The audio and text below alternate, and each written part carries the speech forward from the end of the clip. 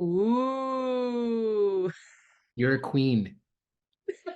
This is gonna get to deep topics. That got much more emotional than I thought it was gonna get.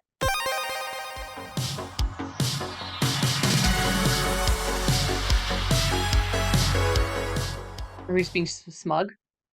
Yeah, I can't. I don't know how. just think I'm French. Oh, from movies to video games, welcome to Marie Plays It All. Today's episode is Relatively Geeking, where my brother Rob and I geek out about the good times.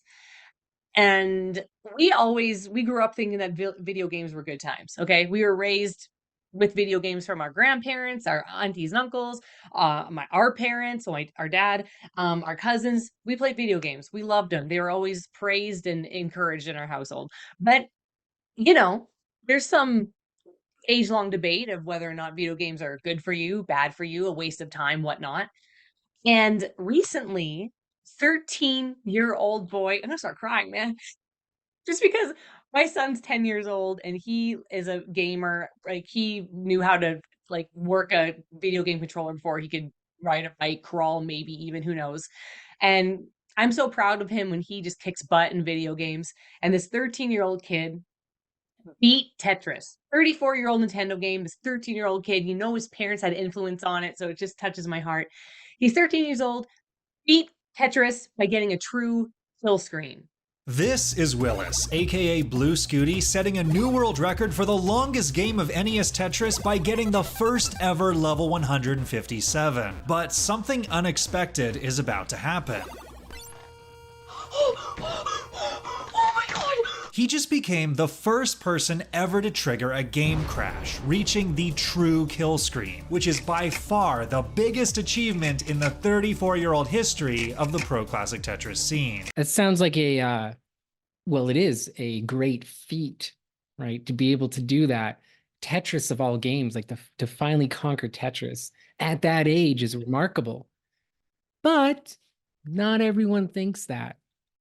I Course. was watching a reaction to this story, and did you know that there is a news anchor who was covering what Blue Scuti did, beating Tetris, and she accuses his mother of not encouraging to go play outside, that video games is a waste of time, that you should do something worthwhile.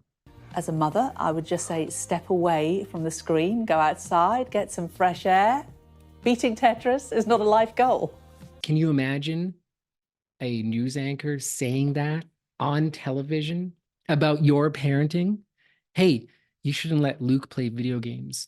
It's a waste of time. He's stuck inside. You are an abusive parent, Murray. Pretty much, right? And, like, you're criticizing the child too. A grown woman criticizing a child?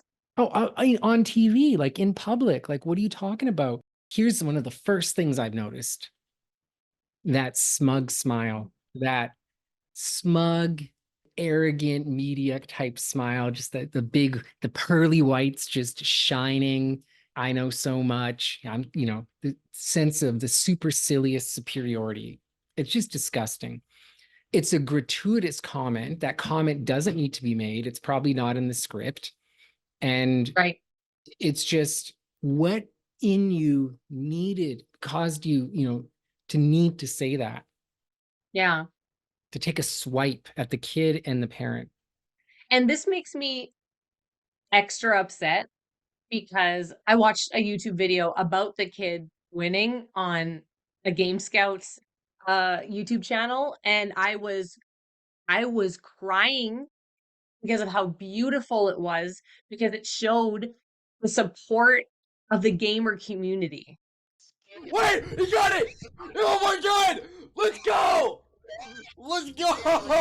Oh my god! Let's go! So this kid has won Tetris tournaments. He's going to a new Tetris tournament. Some of these it's video game tournaments. There's prize money. Some of the prize money can get really high. Like if you're doing like competitive like gaming, you can win like what, millions of dollars.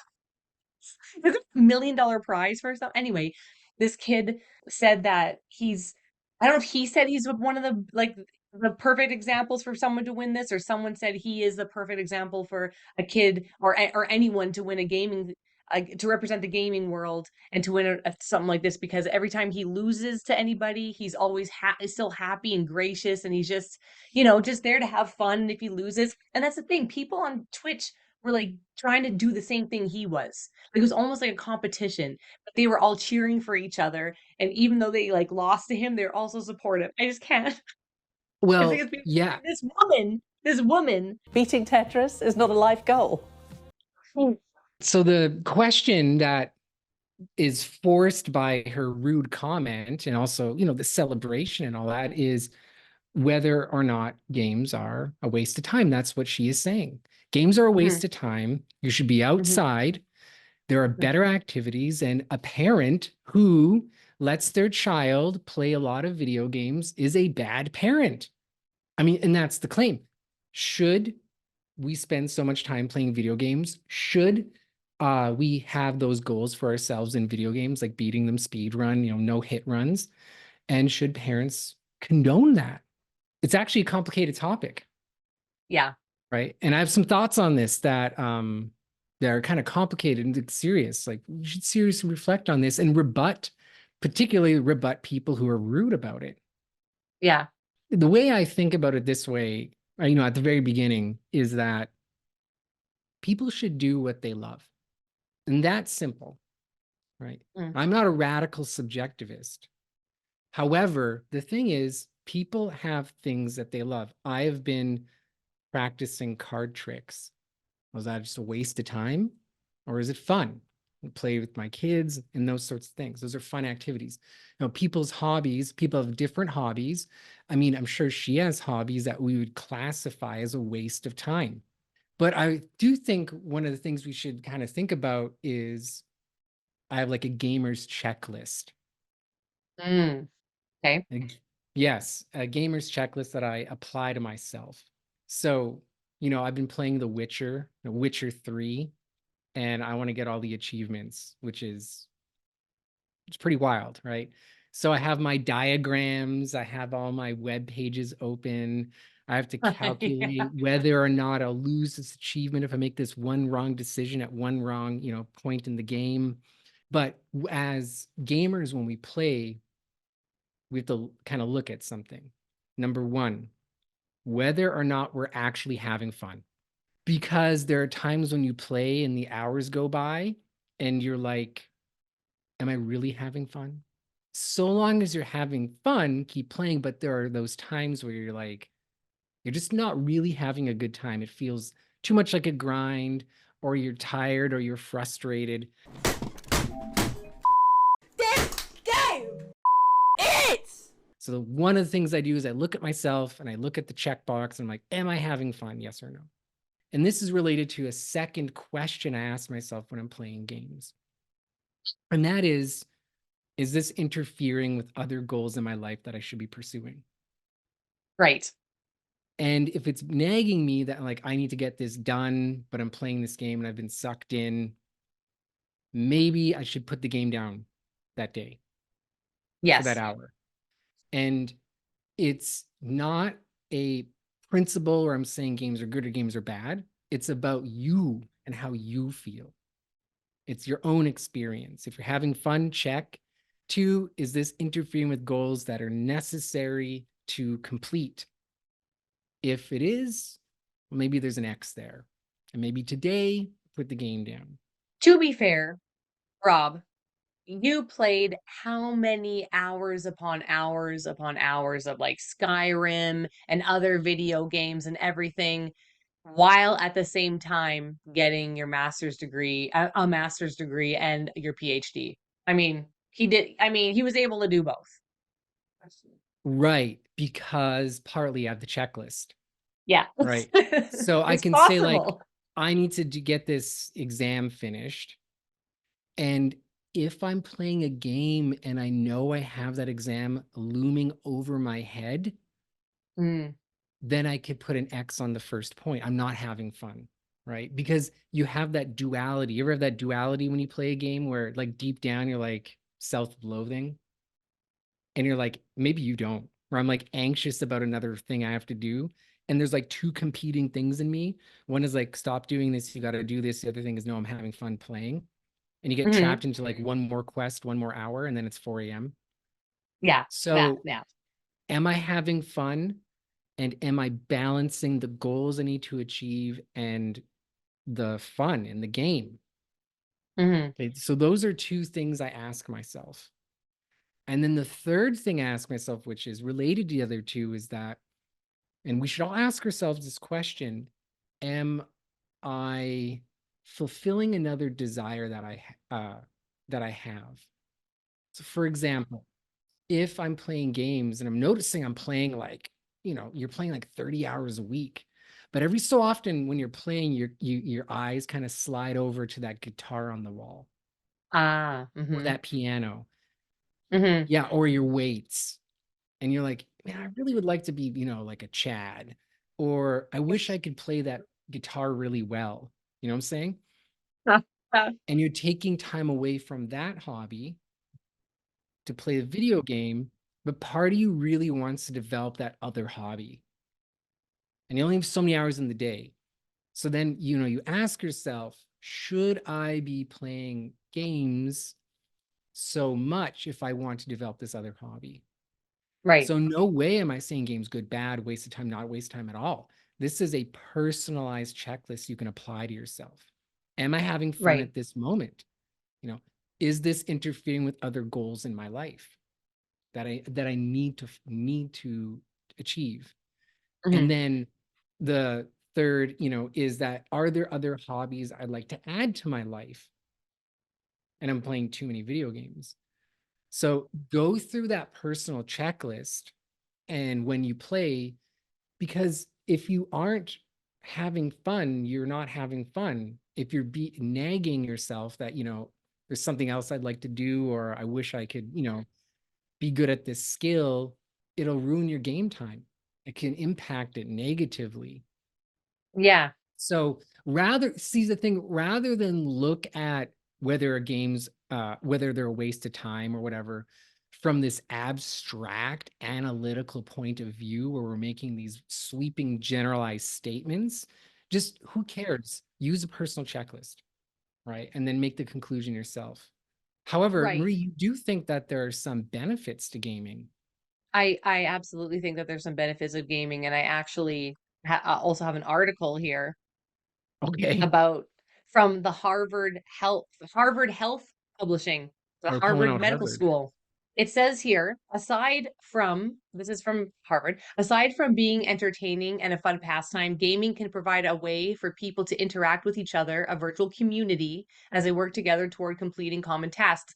Now, you see with Blue Scuti, it's not just a gaming community as in just you and your friends and family. Like we have a gaming community where we play. We've met people in different states from a different country that is our little tiny gaming community, and we're friends now and we talk about stuff. Sometimes like real life stuff. We'll be in chat and we'll talk about just like actual Oh real life yeah. things, like we're friends. And also on a grander scale, where there is just people all over the world supporting each other just because they're gamers and they have that thing in common. It's like you feel like you're never alone when you're in something, like even like anything to do with like geekdom or anything like that. It's like you don't feel alone because it's like it's all about a higher power, but it's like you're connected by this thing. Like I remember being in Costco once and I was wearing an Overwatch shirt and Yeah. some random this dude comes up to me and goes, "Who do you main?" And I was I've like, done that. And I was like, "Oh," and I told him, and then I was like, "What about you?" And he told me, and it was just like, it's just you see people and you see someone with a certain shirt, you're like, that's my people. And this makes you feel like you're part of something. It really does.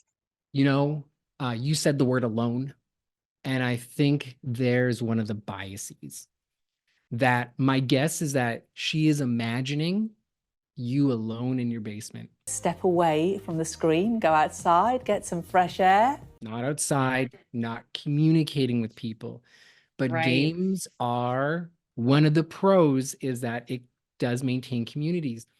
For example, I get to spend time with family members through gaming because they live in another country.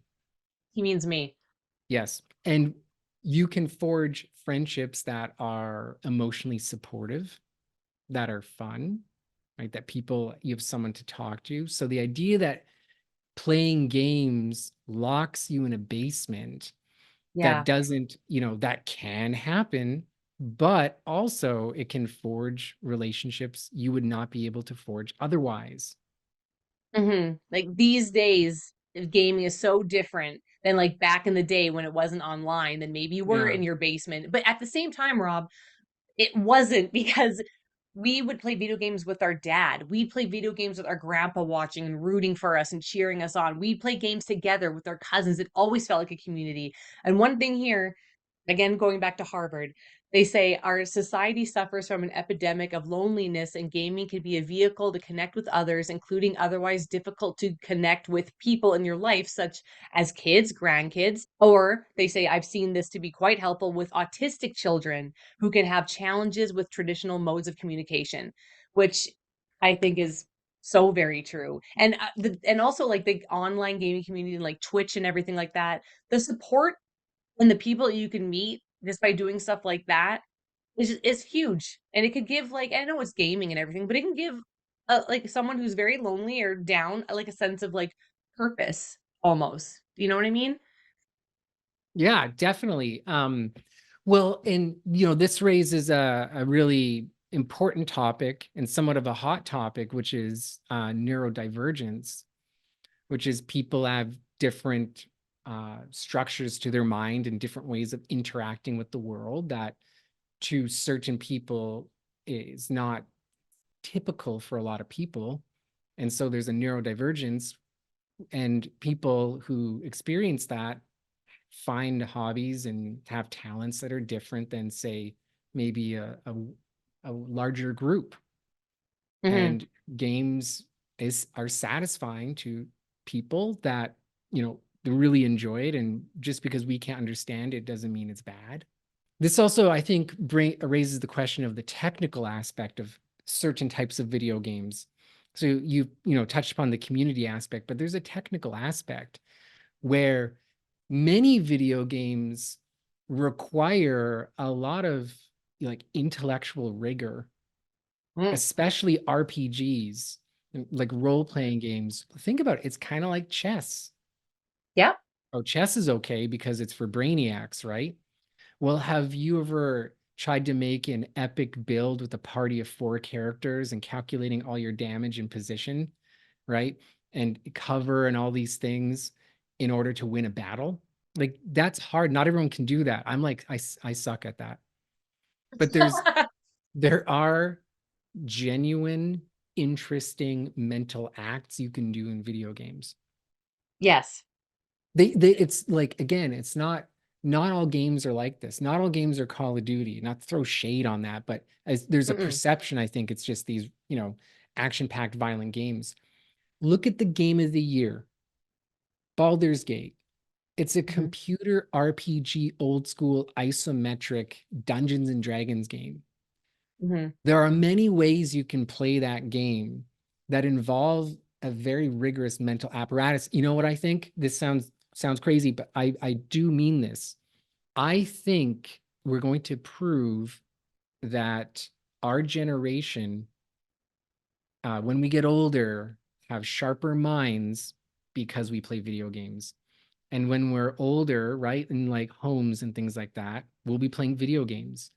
And I Mhm. think that will actually keep the brain sharp. My name is Shirley Curry. I've been playing video games since the mid-90s. They keep my brain active. Right. Okay. Well, as you're saying this, let me Okay. just interject with another point from Harvard.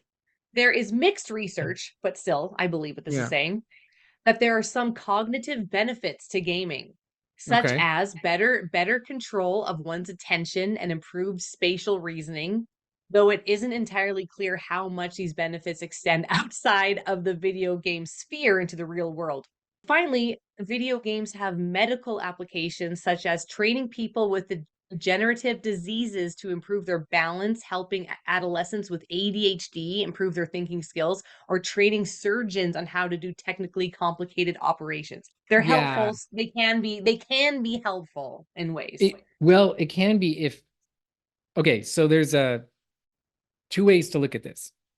The first is that if you're playing a game that requires a lot of sort of technical analysis and attention, you can train yourself to be a very detailed thinker, and you can absorb yourself in, like micro calculations and planning and thinking for hours. Like I'm Yeah. thinking of like Darkest Dungeon. It's a game like that. Those skills I do believe are transferable. I see them in my own life. So I could spend several hours on a couple pages of text of philosophy and try to map out the argument, define the terms, look at the logic. And there's an analogy to that, to the kind of technical thinking and attention required to play certain types of video games. Mhm. However, there is a flip side. Yeah. And the flip side is, I've noticed this could be a danger. And you have to always ask yourself this, look at the checklist, whether or not, because it's on a screen and it's a lot of action and colors and movement and it's digitized and the music and the sound, whether or not that cultivates an impatience. So in the Right. article says it's not clear if it transfers over to real life. One of the things that we have to watch out for when we play is whether or not a kind of impatience can be cultivated if we are not met with constant stimulation. We're seeing that though now in like kids and teens like nowadays. But I almost think that's more because of cell phones than video games themselves. Well, think about it this way. I don't think it's simply cell phones. I think it's and this is going to sound like an old man, but look at like the screen regime as a whole. Cell phones, TV, video games, and that there is a medium that's visual, auditory, that is very stimulating, very quick, constant changes, constant motion. Yes. Mhm. And now imagine being cultivated in that for years and years and years, and a lot of your time is spent doing that. And then now ask someone to sit in an hour and a half lecture, Right. or read a book, sit in a boardroom listening to a 2-hour debate over some economic, plan, right? So now what could happen is that the constant stimulation has cultivated a kind of impatience which can harm you in other arenas in life. Right. That's why the Good. checklist you got to look at your experience. That's a potential, I think, a possibility, which is connected to the screen regime. And like, what's the purpose of this, right?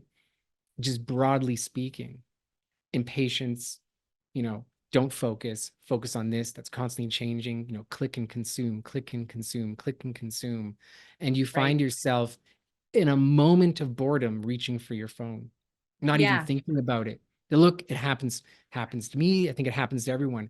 Try to watch a TV show with commercials. Or do you ever watch? I was watching Game of Thrones, and there was a section where two characters were walking down a hall to go to like another part of the castle. And as they're walking, I got bored and started surfing on my phone. Let us be honest with ourselves. I'm watching this screen and I'm watching another one. And I'm like, I can't even watch a 2-second cut because I'm already a bit bored. That's, for me, I don't think that's a good thing.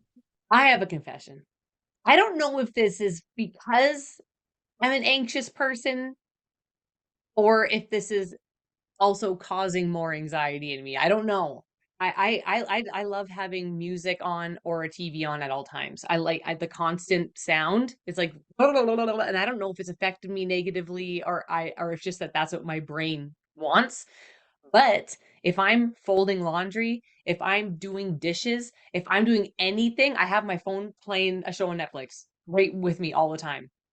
If Yeah. I'm in the car, there's music on. If I'm doing anything, there's music on. I want constant sound and stimulation too. And I don't know if that's just my brain because I've always been that way. If I'm in like I can handle dead silence. I can sit in silence to read a book. I need silence to like read a book. But if it's just during the day, I'm like, my brain has to be distracted. I have to be distracted and doing something. Okay, this is going to get to deep topics. And I'm not trying to take any position. It's just to lay out some like ideas here. Hmm. So I'm similar. Yeah. I Believe can't it. even brush my teeth without a podcast on. Oh, okay. That's a I'm little step similar. above me. A little step above me. I I'm can brush my similar. teeth. Yeah, yeah. And it's, I always ask myself, this is serious stuff. The need for constant distraction and stimulation. Hmm. The question comes up, what are you running away from? No, I know. Are you running away I from know. the self? You have Oh, to you be think that's it? distracted from. Well, I'm just, this is a possibility that there's certain things that you should be thinking about, or there's some aspect of the self that's rearing its head and you're trying to run away from it. I know that my brain sometimes I have like a lot of intrusive thoughts, a lot of intrusive thoughts, and that comes Yeah. from whatever mental freaking stuff I have. And I have a lot of fears and anxieties. Yes. Sometimes I overthink constantly, overthink everything. You do too, Rob. We're the same. Thanks, Mom. Just kidding. I don't know if it's because of Mom. I think just, Did you just goose kidding. laugh? I sometimes honk like a goose when I laugh. I can't help it. I overthink so much, and my mind is constantly like, you know how there's people who can just like go to bed and put their head in the pillow, fall asleep, and they'll be like, oh, you just turn your brain off. I don't know what that means. That I've never been able to do that. I have to put my brain in a perpetual movie state, like a situation scenario, in order for me to fall asleep because it like basically puts me in like a trance state, like I'm already dreaming. I have to think. So if I'm stimulated, then I'm not thinking, yeah, you're right, about all the things in my mind. Like, what about this? What did you do this? What about this? What about this? Marie, you should be doing this. What about this? Like it's constant, nonstop, like and I want it to stop. So I'm gonna watch Seinfeld while I do the dishes, while I do my makeup. It's gonna be on because I don't want to think about you're right. I need to run away from that part of myself sometimes for a lot. Yeah. And again, you have people, oh, so you run away from yourself because when you play video games? And no, I'm not saying that. I'm saying you should ask yourself that question. So everything I'm saying is about these are possibilities, and you should reflect on yourself and to see, am I always in need of distraction because I'm avoiding something I need to face? It is a question, but I will say that when I play video games, I feel more like myself when I'm playing a video game. And if there's choices I want to make in life or there's ways I want to act in life, you can do that in an adventure game. You can do that in like a story-based game. I don't know. I feel like, oh, this is more me. I'm back to my childhood. This is my childhood. I'm back to my core. So video games a little bit different for me that way, maybe. Yeah, I have 2 points. The first point is related to what we were just talking about, and then to what you're saying now. There's a text, a Buddhist text, Mm. and in it, the statement is chop wood, carry water before nirvana. After nirvana, chop wood, carry water. You continue doing it, right? Even after this experience.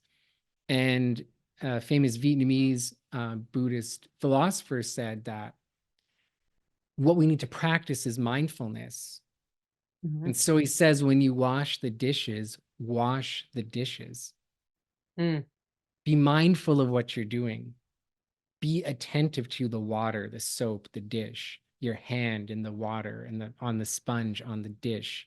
When you're doing dishes, do dishes. When Mm. you're with your friends, you're with your friends. When you go for a walk, be mindful that you are walking, where you're walking, how you're walking, and why you're walking. Notice the smells, all the different sounds, the sights, the wind on your skin. You see, there's so much there. But if I want to slap my earbuds in, I may be cutting myself off from other experiences in a self-presence, a mindfulness, where I come to communion with myself. You're being attentive. Anyway, that's his argument. And I think about that when I'm listening to alien podcasts while washing the dishes. I'm like, can I just do the dishes? Yeah. Or am I perpetually bored without the stimulation? And then what kind of effects could that have on my life more broadly? As to the second point about almost like living another life or maybe even some escape, Mm-hmm. J.R.R. Tolkien, in one of his early writings, argues escapism's good. Mm. He's justifying fantasy, and people are like, oh, fantasy is just escapism. And he said, is it wrong for a prisoner to escape from jail? Similarly, fantasy is an escape from the drudgery of modernity, our machine-like lives, right? Yeah. The 9 to Yes. 5, the bills, the stress. There's nothing wrong escaping sometimes into this magical realm Yes. where you find meaning, wonder.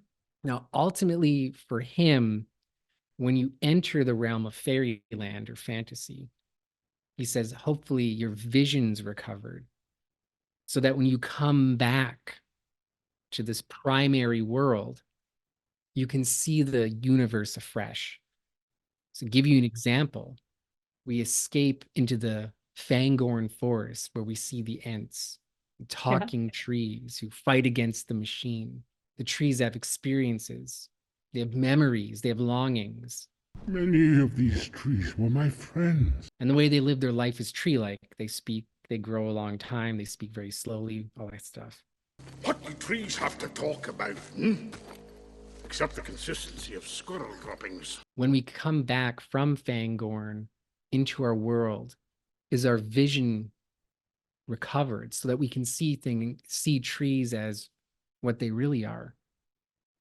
Living entities in communities, long histories are attached to them, right? So the point is, yes, fantasy is an escape, and escape is good. It's good to escape sometimes to a place of wonder and beauty. And then hopefully if we come back from that realm, we can bring some of it back with us. Yeah. So when I see a tree, I think of Fangorn and I can see it in a new way. That thing really is alive. It's almost as if it's conscious. Who wants to speak to the trees? Hey, what's your name? I should be careful how I treat it. I should realize it's ancient, that it is a community, that underneath the ground, millions of roots are intertwined. My home lies deep in the forest near the roots of the mountain. The forest is not just a set of trees, but a community that's living and breathing with a history. So, what do you bring back from The Witcher? Okay, so here's the good and bad part. See, this is the part with the obsession, which is I had to get every Gwent card.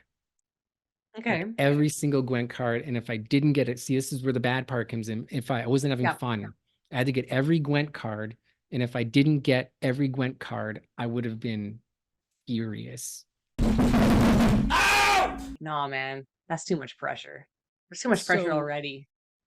Yeah, so I think some of the benefits of dedicating some time to playing these games are the community aspect, sort of the kind of logical, critical, technical thinking that you can apply to it.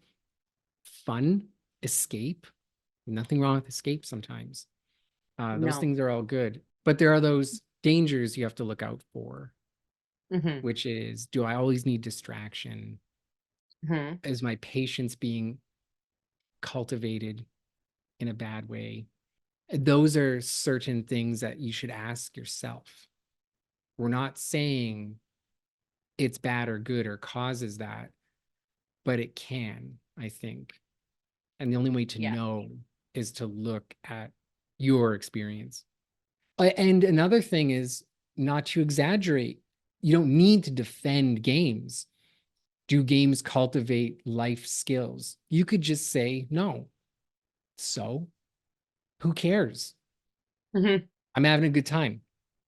I Yeah. don't need to justify it. I don't need to make an Right. argument. Do a lot of games cultivate these broad, wide skills? Probably not.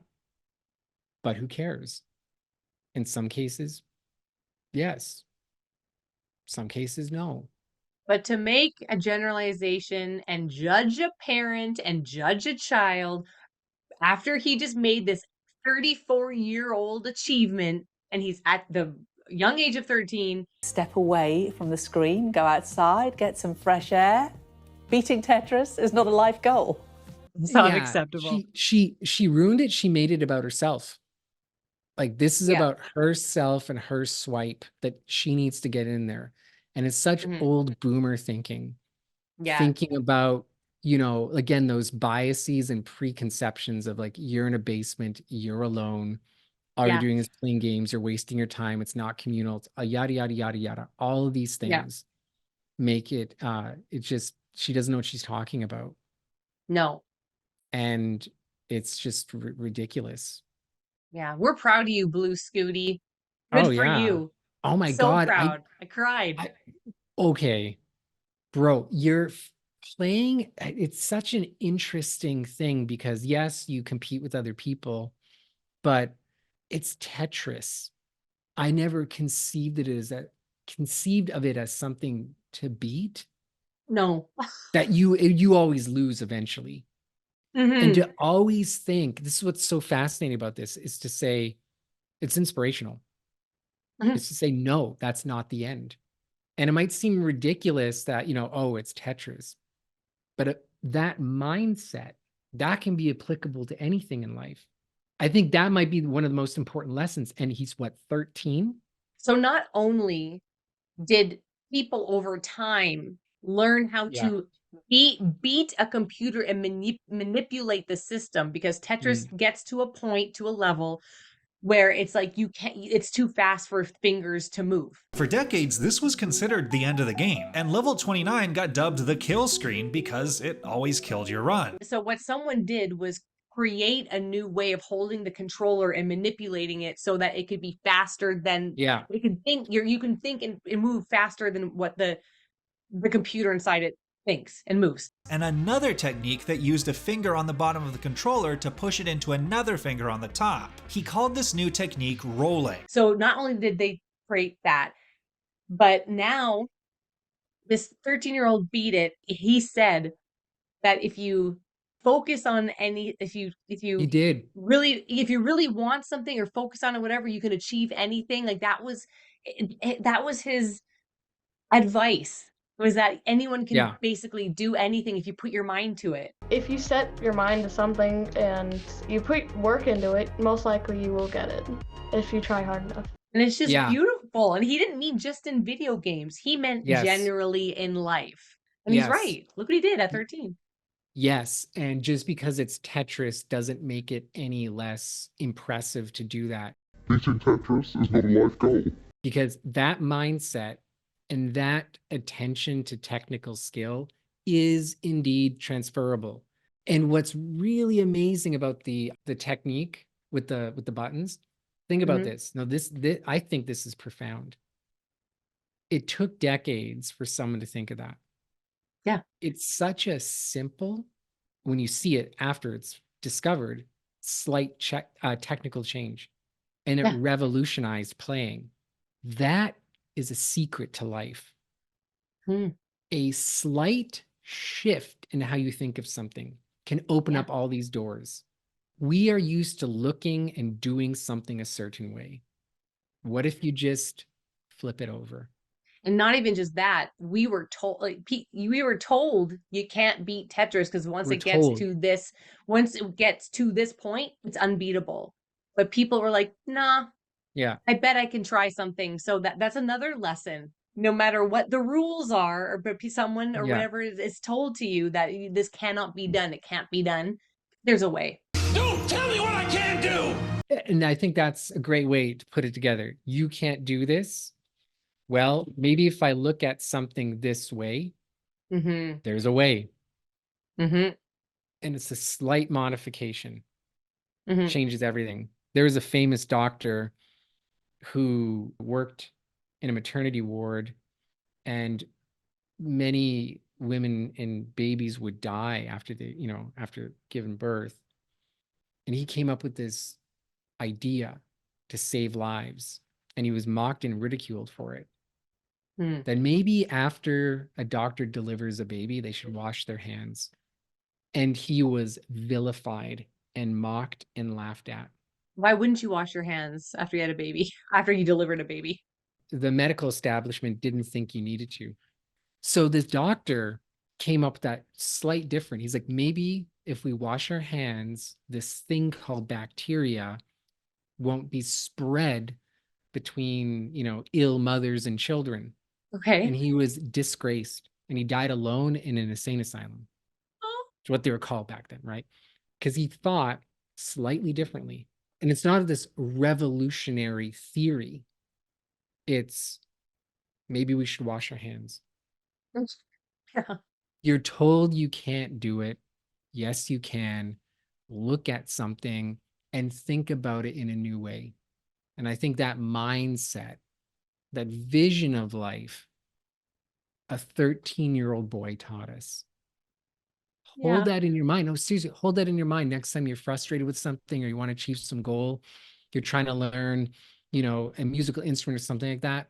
Maybe for you, you need to just make a modification and new avenues will open up.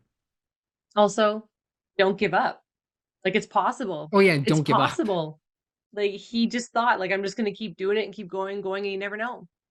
And this raises a fundamental point in life, which is contradictory, which is don't think about the goal when you try to achieve your goal.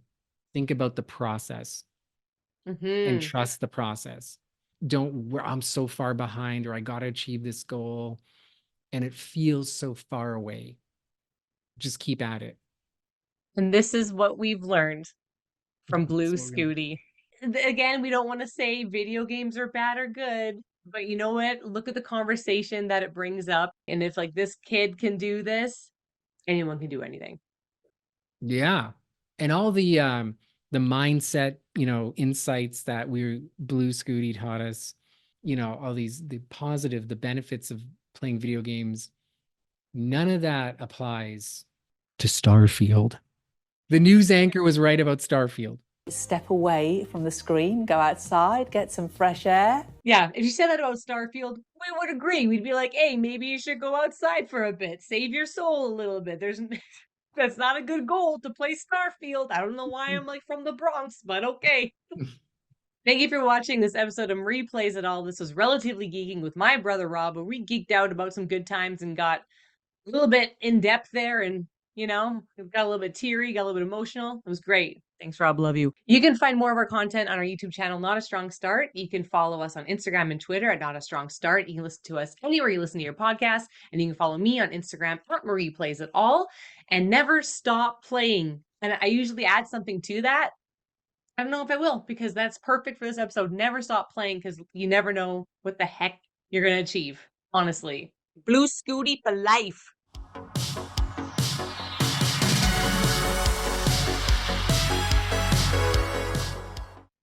Oh, damn.